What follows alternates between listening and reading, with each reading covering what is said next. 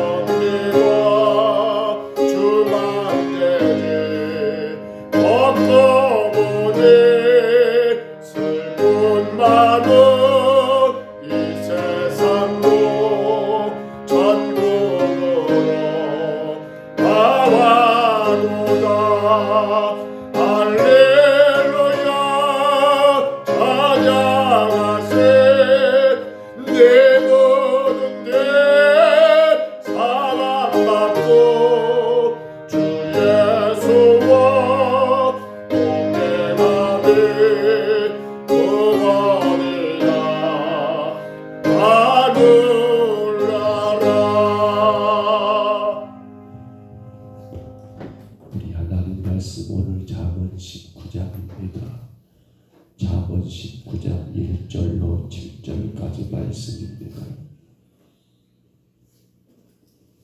잠언 19장 1절로 7절입니다.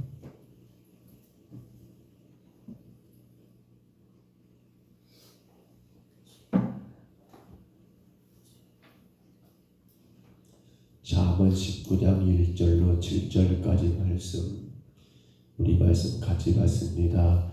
가난하여도 성실하게 행하는 자는 입술이 배역하고 미련한 자보다 나으니라. 지식 없는 소원은 선하지 못하고 발이 급한 사람은 잘못 가느니라. 사람이 미련함으로 자기 길을 굳게 하고 마음으로 여호와를 원망하느니라. 재물은 많은 친구를 더하게 하나 가난한 친구가 끊어지느니라. 거짓 증인은 벌을 면하지 못할 것이요 거짓말을 하는 자도 피하지 못하리라. 너그러운 사람에게는 은혜를 구하는 자가 많고 선물 주기를 좋아하는 자에게는 사람마다 친구가 되느니라. 가난한 자는 그의 형제들에게도 미움을 받거든 하물며 친구야 그를 멀리하지 아니하겠느냐. 따라가며 말하려 할지라도 그들이 없어졌으리라. 아멘. 잠언의 말씀 가운데 우리가 계속해서 375가지 금언의 말씀 가운데 오늘 19장 1절로 7절에서 또 말씀을 보게 됩니다. 그러나 저는 오늘 이 19장 1절로 7절을 가만히 묵상하면서 제 개인적으로 마음에 조금 편치 않은 게 한 가지가 있습니다.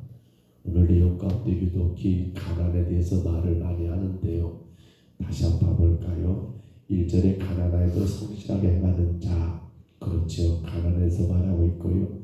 4절에 재물을 많은 친구를 더하게 하나 가난한 즉 친구가 끊어진다는 거, 가난에 대한 거. 또 그런가 하면 우리가 읽었던 7절도 가난한 자는 그의 형제에게라도 미움을 받게 된다. 하물며 친구가 그를 가까이 하겠느냐라는 이 가난에 대하여 평가가, 물론 그 의미 하나하나는 다 의미가 있겠습니다만은 여러분은 어떻게 느끼십니까? 가난에 대해서 말입니다. 글쎄요, 사람마다 태어난 환경과 배경이 다 다르겠고 또 살아왔던 삶의 그러한 여건들이 다 다르겠습니다만은 저는 가난을 많이 경험해 봤고 또 그 가난 가운데 살아왔습니다만, 그런데 글쎄요, 저는 어릴 때부터 그랬던 것 같고요, 사춘기 때도 그랬던 것 같고요, 한 번도 가난을 부끄럽게 생각하지는 않은 것 같습니다. 어머니가 성실하게 정말 고생하시면서 그렇게 저희 사형제를 키우신 것을 알고요. 근데 그 가난이 부끄럽거나 가난이 혹은 죄가 된다는 생각은 한 번도 해보지 않았던 것 같습니다. 근데 오늘 1절을 우리가 다시 봐볼까요? 오늘 묵상하고자 하는 말씀이 1절인데요. 가난하여도 성실하게 행하는 자는 입술이 배역하고 미련한 자보다 낫다. 지금 뭘 말할까요? 솔로몬이 말하는 것은 이 가난이란 단어 자체도 의미가 있겠습니다만, 근데 중요한 건 뭐예요? 가난보다 더 가치 있게 여길 것은 그 다음 단어죠. 뭐라고요? 성실하게 행하는 자. 성실하게 행하는 자. 여러분, 부자냐 가난냐, 물론 이것이 큰 의미는 없어요. 더 중요한 것은 바로 어디에 강점이 있습니까? 하나님 말씀 안에서 내가 성실한가, 하나님 말씀 안에서 내가 정직한가, 하나님 말씀 안에서 내가 진실한가. 저는 오늘 이 본문을 보면서 이 문제를 깊이 있게 고민해 보게 됩니다. 그러나 이어지는 그 내용 뭡니까? 입술이 패역하고 미련한 자, 입술이 패역하고 미련한 자. 여기 지금 입술이 패역하고 미련한 자는 어떤 자고 하면 가난하지는 않아요. 근데 그 입술로 패역한다는 말이 무슨 말입니까? 성실하지 못했다는 거예요. 정직하지 못했다는 거예요. 진실하지 못했다는 거예요. 거짓말을 하고 남을 사람을 속이고 아첨하고 혹은 이런저런 온갖 입술로 여러분 그런 잘못된 것들을 범하면서 오히려 부자가 되었어요. 그런데 그는 어떤단 말입니까? 자, 입술이 배역하고 미련한 자보다 뭐가 낫다라고요? 가난하지만 성실한 자가 더 낫다는 그런 평가를 하고 있더라는 거예요. 어제 저희 동기들 모교회가 있었습니다. 정문교회라고 옛날 상무대 정문 앞에 있어서 교회 이름이 정문이더라고요. 저희 동기신데 거기서 모임을 가졌는데요. 설교하신 목사님이 제가 회장이니까 사회를 보고요. 설교하신 목사님이 동기인데 그런 설교를 해요. 아마 저랑 다 똑같은 그런 시간들인데 23년을 목회하면서 당신은 늘 하나님 앞에 안타까웠던 것이 두 가지가 있었다는 거예요. 하나는 좋은 환경이었대요. 하나는 좋은 사람이었대요. 이 목사님은 요즘 말하면 지금은 강도사, 저희들은 준목이라겠죠. 준목 인허를 받고 목사한 수밖에 전부터 개척을 하게 된 거예요. 왜냐하면 주목이 되니까 그 목사님 말도 한다면 당신은 부교육자였었는데 담임하고 목사님이 이제 그만 나가라 해가지고 오갈 데가 없어서 어쩔 수 없이 하나님이 그렇게 몰아내서 교회 개척을 하게 되었다는 거예요. 그것도 건물 있는 것이 아니라 혹은 그 누이가 동생이 집을 이사가면서 전세기간이 한 몇 달 남은 그곳에 들어가가지고 그렇게 하게 됐다는 거예요. 그러면서 당신이 목회를 하면서 23년 목회를 하면서 늘 갔던 것은 환경이 좋지 않았다는 거예요. 혹은 그러한 사걸세 방에서 혹은 형님이 물려준 아파트에서 혹은 그런가 하면 여러분 큰 길이 있고 사람이 많이 통행하는 그러한 그 위치 말입니다. 좋은 장소가 아닌 어찌 보면 다 사람들이 그렇게 평일도 없는 곳 이런 것에 그렇게 목회를 하게 되었다라고 그렇게 고백을 해요. 다 아는 일이니까요. 또 이 목사님은 그런 말이에요. 당신은 왜 그렇게 사람들이 좀 얌전하고 착하고 성실하고 좀 부자인 사람들, 배운 사람들 오면 좋겠는데 하나같이 못 배운 사람들, 가난한 자, 병든 자 그런가 하면 혹은 사고친 자 그분이 그런 말 하더라고요. 당신이 목회할 때 정말 반년 동안 그러니까 술 먹고 뭡니까 술 중독에 걸린 사람이 오셨는데 그분이 지금 본인교회 장로님이시네요. 저는 그 말 듣고 놀랐어요. 왜? 아, 목사님 참 그렇게 잘했구나. 그렇잖아요. 근데 당신 안에서는 늘 그게 아쉬웠어요. 하나님, 아니 내가 지금 이렇게까지 하는데 왜 내게는 하나같이 그런 사람들만 보내주십니까? 라고 그렇게 괴로웠다는 거예요. 그러다 보니까 메시지 가운데 성도들에게 나가는 메시지가 좀 강하고 그것이 그냥 그렇게 나왔다는 거예요. 그러면서 당신이 이제 깨닫고 느꼈던 게 이제 그런 이야기예요. 결론은 뭔가 하면 그러한 좋은 환경이 아니었고 좋은 사람들이 아니었지만 이제 하나님께서 왜 당신을 그렇게 인도하셨는지 알게 되었노라고 그 고백이었어요. 사랑하는 성도 여러분, 우리가 오늘 이 잠언의 말씀을 가만히 묵상해 보면서 우리는 어떻게 생각합니까? 저는 이렇게 정리해 봅니다. 세상의 가치에 따라 사는 사람인가? 성도는 하나님의 가치에 따라 살아가는 사람인가? 세상의 가치는 어디 있습니까? 돈에 있습니다. 이건 뭐 두말할 것도 없어요. 부귀, 명예, 권력이 있습니다. 미국의 트럼프가 계속해서 그 세상 가치를 추구하려고 하잖아요. 그러면서 관세에 대해서 세금을 엄청나게 내는 것이 뭡니까? 세금을 매기잖아요. 뭐 30%, 50% 세금 매기는 거. 왜 그래요? 그게 가치니까 그래요. 그 가치가 결국은 어떻게 되는 거예요? 가진 자들에 대해서는 모르겠습니다만 가지지 못한 자들은 어마어마하게 힘들고 고통을 당하게 되는 작은 나라 약소국들은 어떻게 되는 거예요? 그 미국 눈치 때문에 이것도 저것도 못하는 그런 신세. 우리나라도 그 꼴 아닙니까? 여전히. 그러면 하나님의 가치는 어디에 있습니까?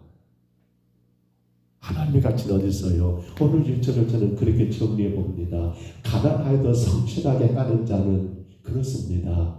뭘 말한가요? 하나님의 가치는 세상 가치와 다릅니다. 하나님의 가치는 오직 말씀 안에서 성실이고, 오직 말씀 안에서 정직이고, 오직 말씀 안에서 진실한 삶이 하나님이 우리에게 기대하시는 가치가 아니겠냐는 거예요.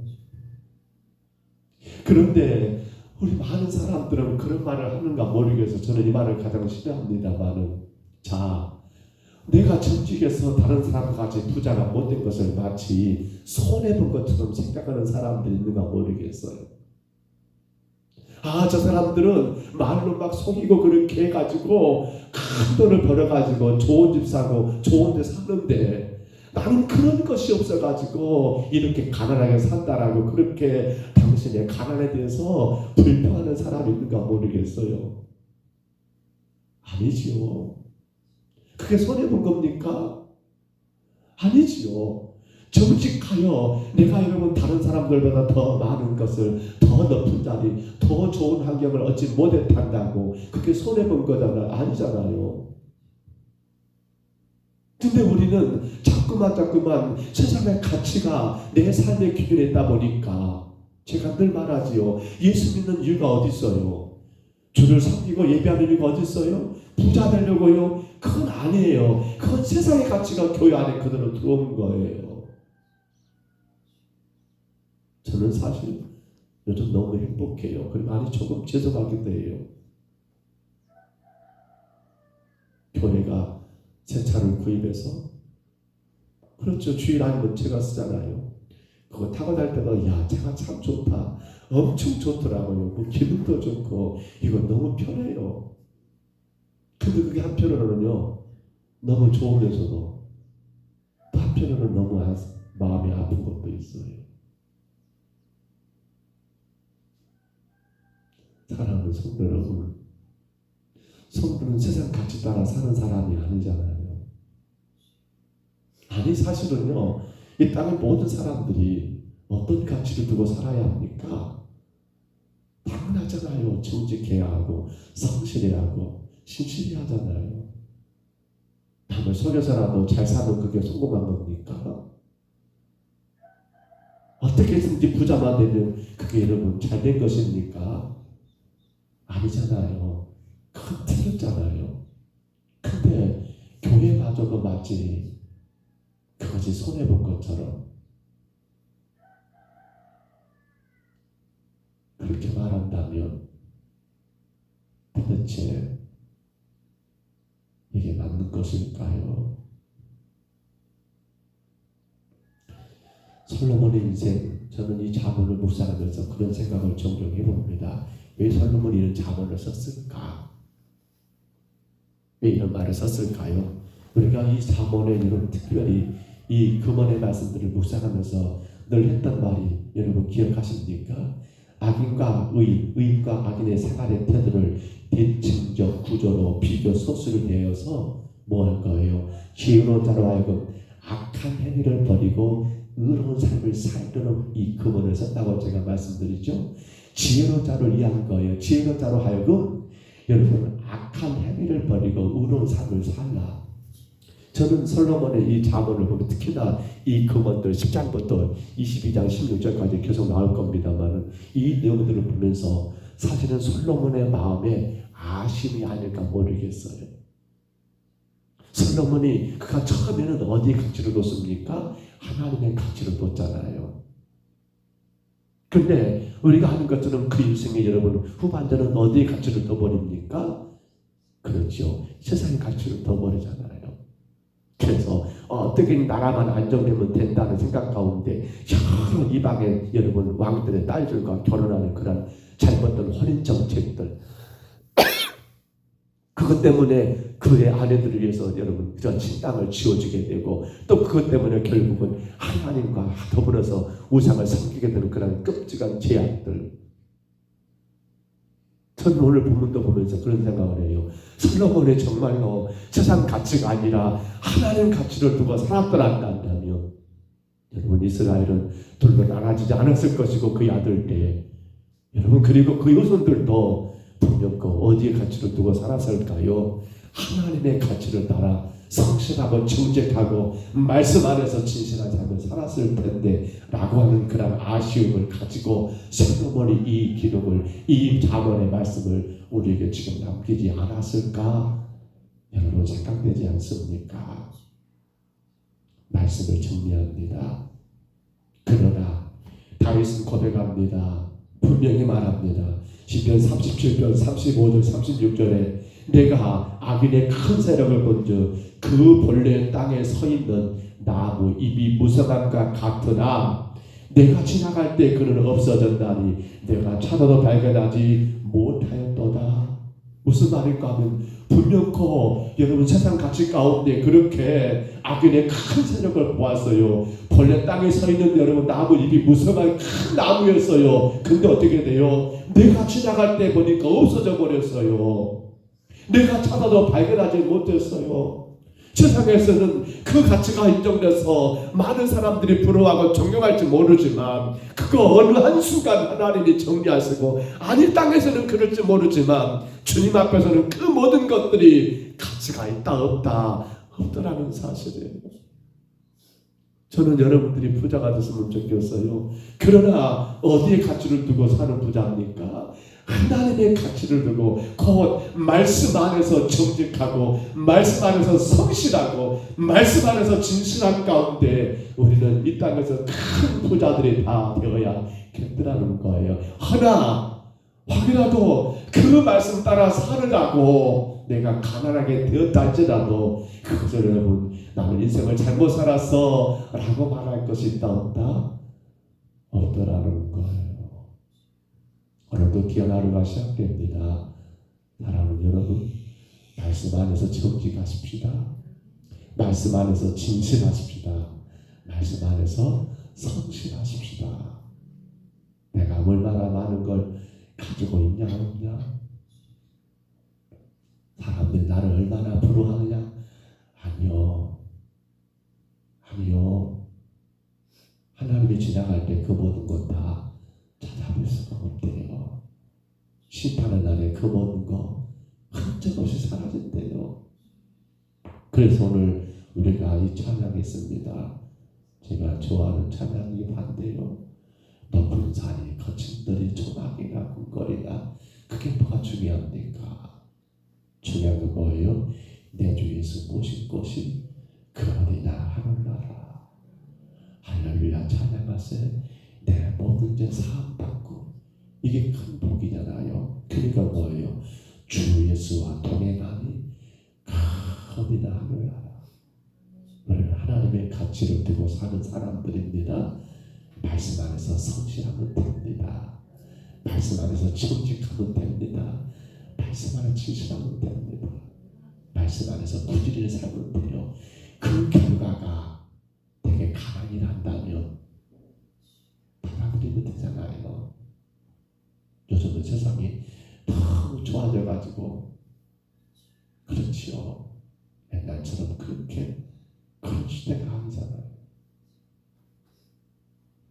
오늘도 우리 모두의 삶 가운데 하나님이 그래 너 잘했어. 너 잘했어. 너 잘했어. 여러분 그렇게 위로받고 인정받는 영적 부자들이 다 되시기를 주의 이름으로 축복합니다. 주의 이름으로 축원합니다. 우리 하나님 아버지 은혜와 사랑이 감사합니다. 세상은 어떻게든지 잘 되면 그것이 성공이 되어서 아버지 온갖 방법을 다 동원하여 부자 되기를 위해 쓰고 출세하기를 위해 쓰지만 그러나 우리 하나님의 가치는 오직 주님의 거룩하신 말씀 안에서 정직과 진실과 성실이기에 그 결과가 내게 어떤 결과가 주어진다 할지라도 그것 때문에 실망하고 낙심하고 원망하고 절망하는 어리석은 저희들 되지 않게 하여 주옵소서. 잘 되기를 원하고 성공하기를 원하고 부자 되기를 원하지만 그러나 혹여나 생각도 그리 되지 않은다 할지라도 내가 하나님의 가치 가운데 살아가고 있다 한다면 그로 인하여 우리 하나님 앞에 감사하고 우리 주님의 말씀을 신실하게 따라가는 거룩한 성도로 살아가게 주님 도와주시옵소서. 안타깝게도 많은 교회들이, 많은 성도들이 세상 가치를 따라가다 보니 주님과의 관계는 멀어져 버리고 주님의 말씀은 멀어져 버리고 오히려 세상의 사람들의 말에 아버지 하나님 아버지 끌려가는 그러한 어리석은 모습들을 보게 되는데, 우리 평명서북교회 사랑하는 성도들은 절대로 세상 가치가 아니요 하나님의 가치에 따라 살아감으로 말미암아 주님께 영광과 찬송 올려드리며 주님의 인도와 주님의 격려와 주님의 인도하심 따라 살아가는 건강한 성도들 다 되게 하여 주옵소서. 오늘도 주께 왔습니다. 사랑하는 자들을 기억해 주시고 하나님 강건하게 세우시며 주의 말씀 안에서 이 한날도 정직하게 하시고 성실하게 하시고 진실하게 하셔서 우리 주님께만 영광과 찬송이 되고 주의 그 기도와 능력 가운데 은혜로 살아가는 우리 모두가 되게 하여 주옵소서. 인도하심을 감사하고 예수님 이름으로 간절히 기도하옵나이다. 아멘. 하늘에 계신 우리 아버지여, 이름이 거룩히 여김을 받으시오며 나라의 임하옵시며 뜻이 하늘에서 이룬 것 같이 땅에서도 이루어지이다. 오늘날 우리에게 일용할 양식을 주옵시고 우리가 우리에게 죄진 자를 사하여 줄 것 같이 우리 죄를 사하여 주옵시고 우리를 시험에 들게 하지 마옵시고 다만 악에서 구하옵소서. 대개 나라와 권세와 영광이 아버지께 영원히 있사옵나이다. 아멘. 우리 아침에 간절히 기도합니다. 주님, 내가 세상의 가치에 따라 살아가는 성도가 아니라 하나님의 가치를 따라가는 성도가 되게 하여 주옵소서. 어떻게든지 잘 되는 것이 복이 아니라 말씀 안에서 성실하고 정직하고 진실한 삶을 통하여 주께 영광 올려드리는 삶을 살게 하여 주옵소서. 우리 간절히 기도하시기를 바라고요. 우리는 이번 주에 시내산에 올라갔습니다. 언약의 산입니다. 주님과의 언약의 삶을 주님 살아가기를 은혜와 사랑의 기초가 되고 하나님 말씀 안에서 하나님께 속한 자로서 주님의 만족과 주님의 기대에 따라 살아가는 그 삶의 목적, 주님 내가 중보자로 많은 사람들에게 복음을 전하고 증가하는 자의 삶의 목적을 아름답게 감당하며 살아가도록 온전히 하나님께 속한 보배로운 존재로 살아가기를, 내 삶이 예수 그리스도를 보여주는 거울과 같은 삶을 살아가기를 우리 아침에 또한 간절히 구하시기를 바랍니다. 교회가 준비하는 많은 일들 가운데 6월달 마지막 주 29일 주일 오후에는 평지마을 전도 예배를 드립니다. 성령님 강하게 역사해 주시기를, 그 마을에 너무나 소중한 그 영혼들, 한 영혼들이 하나님 놀랍게 변화되는 역사가 일어나기를, 평지마을 전체가 다 변화되어 예수가 그리스도였음을 입술로 시인하고 고백하며 구원받는 놀라운 역사가 일어나기를 위하여 간절히 또한 기도하시기를 바랍니다. 아울러 기도합니다. 우리 성도들의 가정 주께서 간섭하시고 일들마다 자녀들마다 참으로 믿음에 굳게 서서 주님께 영광 올려드리는 거룩한 삶을 살아가도록 이하여 기도하실 때에 우리 주은이가 10월 1일에 이제 제자 훈련차 스위스로 가게 됩니다. 11월 27일까지 한 5달 동안 그렇게 집을 떠나서 여러 사람들과 함께 모여서 거기서 하나님 말씀을 배우고 거기서 주님의 제자의 길이 무엇인가를 깨닫고 또 실천하고 그렇게 돌아올 계획입니다. DTS 제자훈련학교, 하나님 어린 딸을 주가 기억하시고 붙드시기를 간절히 기도해 주시기 바랍니다.